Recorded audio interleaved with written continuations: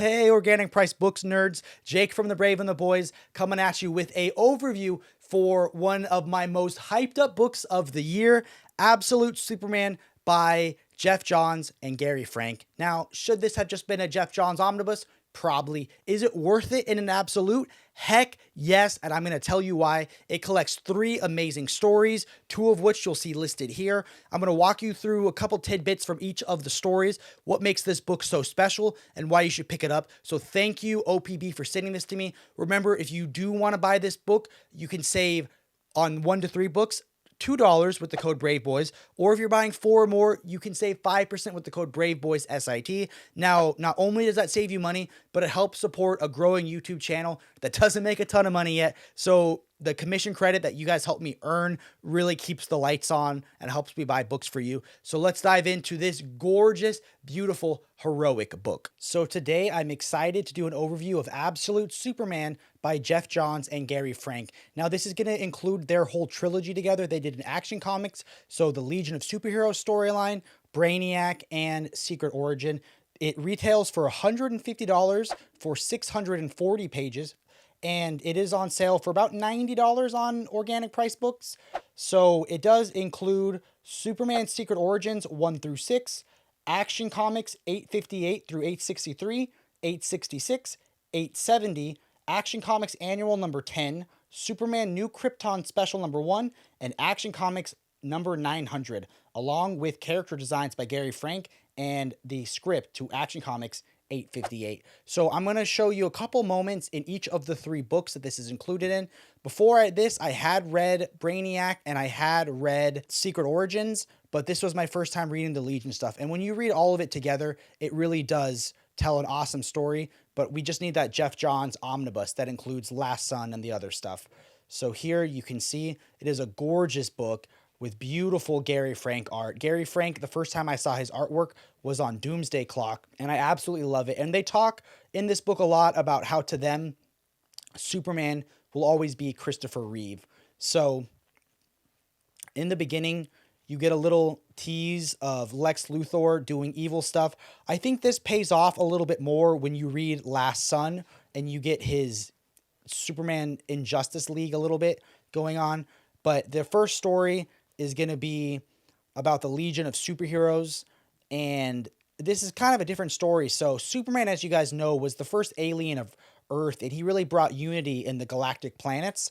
But in this world, they have lied. The villain has lied about Superman's story and said he wasn't an alien, he was a human, and that aliens should be shunned. So what's cool about the Legion is they were friends with Clark, and they hadn't existed for a while. I don't even think they were around after Crisis on Infinite Earths, but Geoff Johns brought them back, and in this is his Superman going into the future, and the future is dark. The sun isn't yellow, it's red, so he has no powers, and the Legion said we were never going to bring Superman because he'd have no powers, but you know, he's there. He's like, I'm going to be a hero even without my powers. So they give him a flight ring and he does his best. But this is a dark world. This is a world without hope. This is a world where all the Legion of superhero members we know of are in hiding, and they're led by this guy who is not a cool dude. He doesn't really like aliens, and he does a lot of evil things. So Superman has to help the Legion win. They got to find all the members, and they got to help the world understand that it's okay to be an alien and that we should all be one galactic universe together, and some really cool stuff. So we'll skip ahead a little bit. Just all that Gary Frank can do no wrong in my book, and just amazing art. And even if you don't know the Legion of Superheroes that well, you'll fall in love with the characters. They give you enough information so that you know what's going on, and it is a great storyline. Now let's skip ahead to the next one, which is Superman Brainiac. So here you'll see Brainiac, the collector of worlds, doing his Brainiac thing, and then you get to see a lot of the inner workings of the Daily Planet. And honestly, this just made me excited for Superman Legacy because they've casted all these characters, and just really cool. They're so human, you know. Now Clark has dealt with Brainiac before, but never in his real form, and it is just awesome. I love the way Gary Frank draws the Brainiac ship. It's so alien and so foreign, and you just get an awesome battle between Superman with one of his greatest villains. Now, what's cool is before you start each book, you get a little excerpt of the script right here, and that gives you a lot of context. And I love that Supergirl is terrified of Brainiac. She's nervous, and it is just an awesome storyline. You get a lot of moments between Clark and his dad in this story, and it's just Clark at his most heroic, but it feels like this could have been one of the Richard Donner Superman films. That's the whole vibe of this book, is if you like the Richard Donner Superman films, you're going to love this book.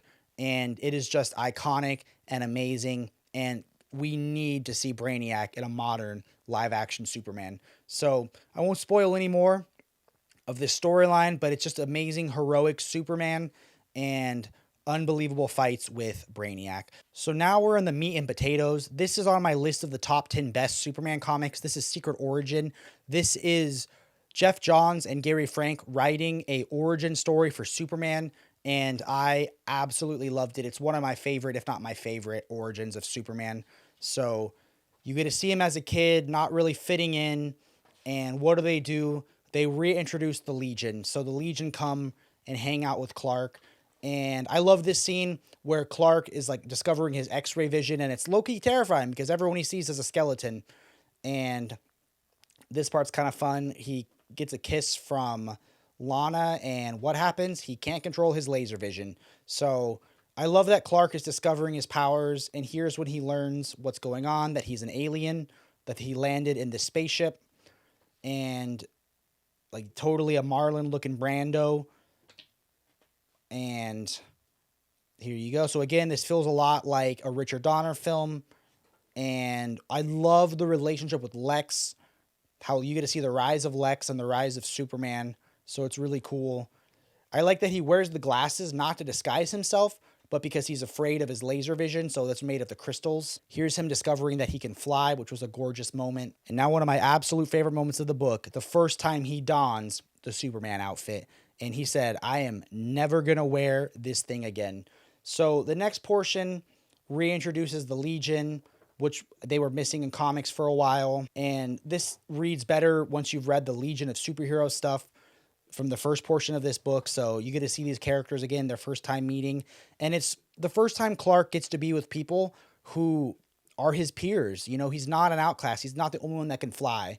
So that really, I feel like, is important for him. He needs the Legion. This next portion is the most important part of the book, I believe. You have Superman in Metropolis for the first time, and he looks up in the sky, and he just says, G. And what happens? He runs into an old lady, and she's upset. She said, what are you, looking up in the sky? No one in Metropolis looks up at the sky. And he says, oh, sorry, I am not from around here. And through the course of this book, Superman inspires the city of Metropolis to look up in the sky, so much so that at the end of the book, someone else is looking up at the sky and bumps into her again. And she says, don't worry, this is Metropolis. We all look in the sky.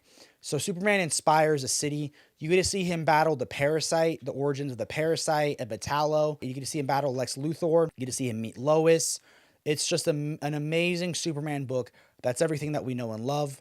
Let's jump ahead. Here you have him looking heroic, and he's drawn with such emotion and such humanism, and it's just an incredible, incredible story. Here's him posing for Jimmy for the first time, and he's like, hey, maybe put your hands on your hip. So it's just an iconic moment. Let's jump ahead now to the extras. So now we are greeted with a cover gallery. So here you can see different covers.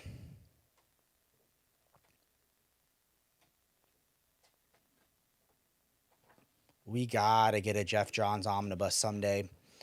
I can't believe it hasn't already happened already. So just amazing, amazing artwork all around. And this is just one of the definitive Superman books. And this is the first time it's been collected in the absolute format. Then you're going to get character sketches. So a lot of the characters that are included in here. This is always fascinating to see the early interpretations of the characters and then how they're created. And Gary Frank is just an artist. I mean, I was a little upset with him when it took Doomsday Clock an extra year and a half to come out, but you know what? It was. And then lastly, you're greeted with the full script, which is just so fascinating to see the shorthand between the writer and the artist. Guys, that's going to bring this video to a close. Remember to keep reading and stay brave.